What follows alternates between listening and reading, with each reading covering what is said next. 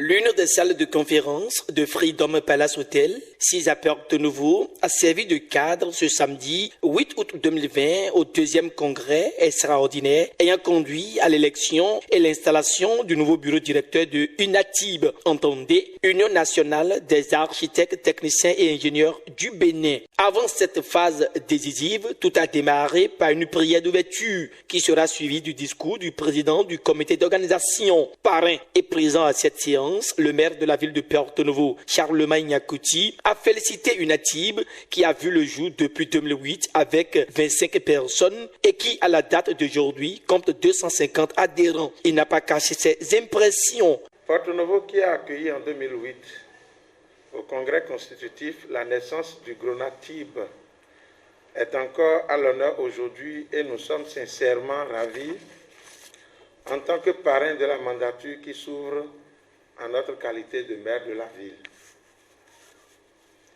Bien que toute organisation à ses débuts connaisse des balbutiements, des difficultés et des contraintes qui ralentissent son développement, nous nous réjouissons que la vôtre enregistre une belle croissance. Et comme l'a si bien mentionné le président du comité d'organisation, l'association compte déjà 250 membres, bien sûr en partant de 25 au départ. Cela montre les traits d'une bonne organisation. Soyez donc en félicités. Le maire de la ville de Porto-Novo apprécie le deuxième congrès extraordinaire et attire l'attention de tous sur la pandémie en vigueur. Il parle ici au micro de GS TV Bénin. Nous saisissons cette occasion pour vous rappeler que votre deuxième congrès extraordinaire se tient aujourd'hui dans un contexte international marqué par la crise sanitaire de la COVID-19 qui se manifeste sur tous les continents. En conséquence, nous vous invitons au respect des gestes barrières établis à cet effet par le gouvernement de notre pays. Chers congressistes, mesdames et messieurs, votre vision est noble, votre initiative est louable et s'inscrit dans le cadre de la recherche légitime du mieux-être de ses membres et donc du bonheur de toute la population. Si tel est le cas, je suggère que ce congrès soit celui de l'unité et de la grande mobilisation des architectes, techniciens et ingénieurs autour des idéaux de votre association.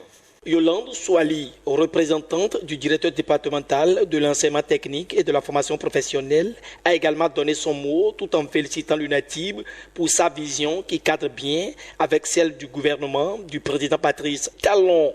Je tiens à vous féliciter pour cette initiative de vouloir renouveler les instances. Cela y va de votre intérêt et contribue à la bonne gouvernance. Vous n'êtes pas sans savoir qu'aujourd'hui, le gouvernement de Patrice Talon œuvre pour la promotion de l'enseignement technique et de la formation professionnelle dans le pays. La corporation des architectes est vraiment recherchée aujourd'hui dans le pays.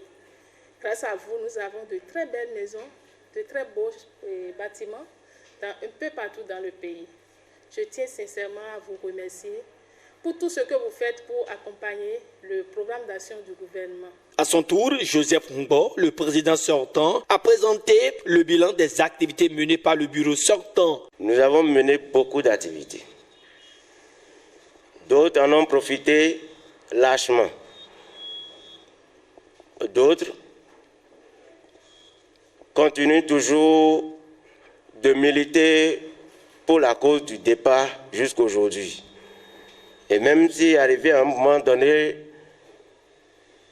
le président est fatigué, il y a toujours des pièces de rechange qui viennent dire « Nous n'allons pas nous arrêter en si bon chemin.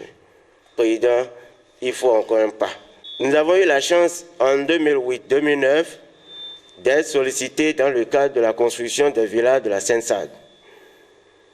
Nous avons eu plus d'une dizaine de villas à superviser dans le temps. Ça a donné du boulot à beaucoup de collègues d'entre nous.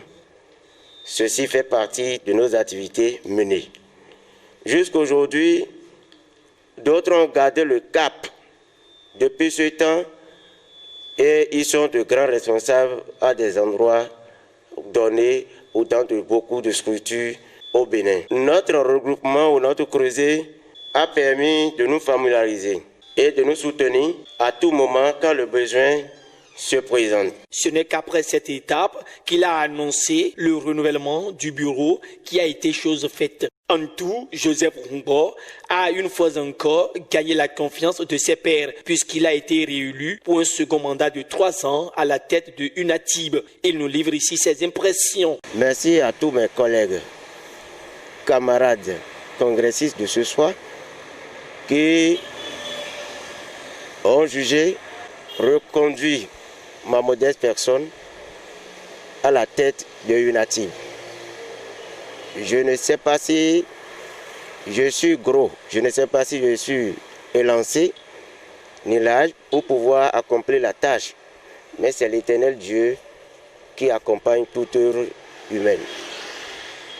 Je remercie l'Éternel Dieu qui a inspiré tous les congressistes à effectuer un choix pareil. Par rapport à mes ambitions, elles demeurent les mêmes. Et au jour le jour, je suis dans une quête permanente de pouvoir accomplir vaillamment la tâche que les camarades membres de UNATIB me confient chaque fois. Selon lui, l'objectif n'a pas changé. Étant donné que c'est une continuité, il ne serait pas bien de retourner encore dans les erreurs du passé.